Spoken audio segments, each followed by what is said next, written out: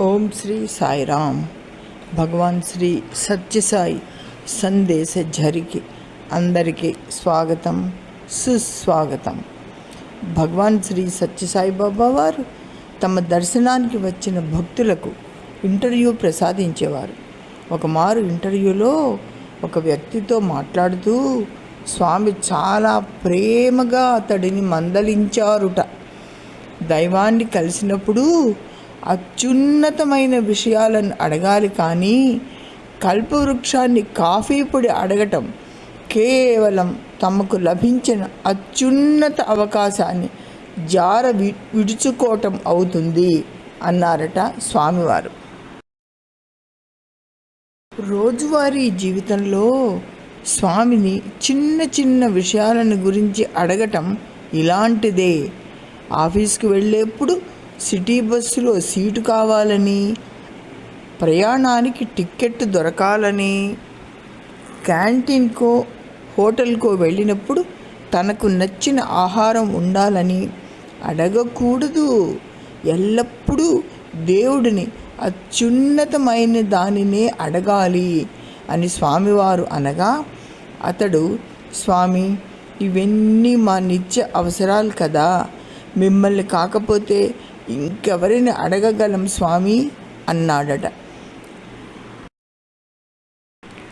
స్వామివారు ప్రేమతో, మీరు అత్యున్నతమైన దానిని కోరితే చిన్న చిన్న విషయాలు వాటంతట అవే చక్కబడతాయి అని స్వామి చెప్పారట.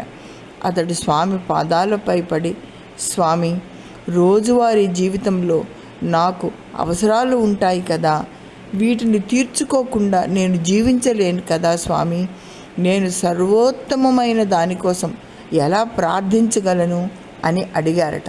దానికి స్వామివారు అత్యంత ప్రేమగా ఇలా చెప్పారట, నేను నీకు ప్రార్థన చేసే విధానాన్ని నేర్పిస్తాను, దాని ద్వారా నీకు అత్యున్నతమైనది లభిస్తుంది, అలాగే నీ జీవితానికి అవసరమైనవన్నీ కూడా లభిస్తాయి అని చెబుతూ స్వామివారు మీకు ఏ సమస్య వచ్చినా దాని పరిష్కారం కోసం ప్రార్థించవద్దు, దానికి బదులుగా ఎల్లప్పుడూ స్వామి నువ్వు నాకు కావాలి, స్వామి నాకు నువ్వే కావాలి, స్వామి నాకు నువ్వే కావాలి, ఇలా మీరు అత్యున్నతమైన దానికోసం ప్రార్థించినప్పుడు మిగిలినవన్నీ వాటికవే లభిస్తాయి.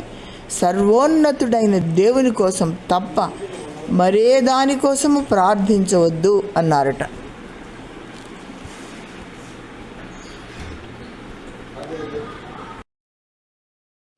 ఆ భక్తుడు ఇంటర్వ్యూలో స్వామివారు చెప్పిన విషయాలు మనసుకు పట్టించుకుని మననం చేసుకుంటూ తమ ఊరికి వెళ్ళాడట.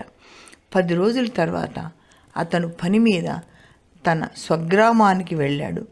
అక్కడ పని పూర్తి చేసుకుని తిరుగు ప్రయాణానికి సన్నద్ధమవుతుండగా గమనించిన విషయం ఏంటంటే, ఆయన డబ్బులన్నీ ఉంచుకున్న ఆయన పర్సును ఎవరో దొంగిలించారు. ఆ రోజుల్లో సెల్ ఫోన్లు లేవు. అతడు పరిష్కారం కోసం ప్రార్థించాలనుకున్నాడు, కానీ స్వామి చెప్పిన మాటలు అతనికి గుర్తు వచ్చాయి. అతడు ఒక మూల కూర్చొని ప్రార్థించడం మొదలుపెట్టాడు. స్వామి నాకు నువ్వు కావాలి, స్వామి నాకు నువ్వు కావాలి, స్వామి నాకు నువ్వే కావాలి అని ప్రార్థించడం మొదలుపెట్టాడు. అతడు అలా భక్తితో ప్రార్థన చేస్తూ ఉండగా ఎవరో అతని భుజం తట్టి, మీకు కొంచెం డబ్బు అవసరమని నేను అనుకుంటున్నాను, ఇది తీసుకోండి అని చెప్పి కొంత సొమ్ము అతడి చేతికిచ్చి అతడు వెళ్ళిపోయాడు. ఈ భక్తుడు యాదృచ్ఛికంగా డబ్బు లెక్కించాడు. తన స్వగ్రామానికి తిరిగి వెళ్ళటానికి సరిగ్గా సరిపోయే మొత్తం అది. డబ్బు ఇచ్చిన వ్యక్తి కోసం చూసేసరికి అతను అక్కడ లేడు. అప్పుడు అతడు గ్రహించాడు, అత్యున్నతమైన దానికోసం ప్రార్థించినప్పుడు మిగతావన్నీ వాటంతట అవే లభిస్తాయి అని స్వామివారు చెప్పిన విషయం అతనికి గుర్తు వచ్చింది. స్వామి చెప్పిన ఒక చిన్న కథ కూడా అతడికి గుర్తు వచ్చింది.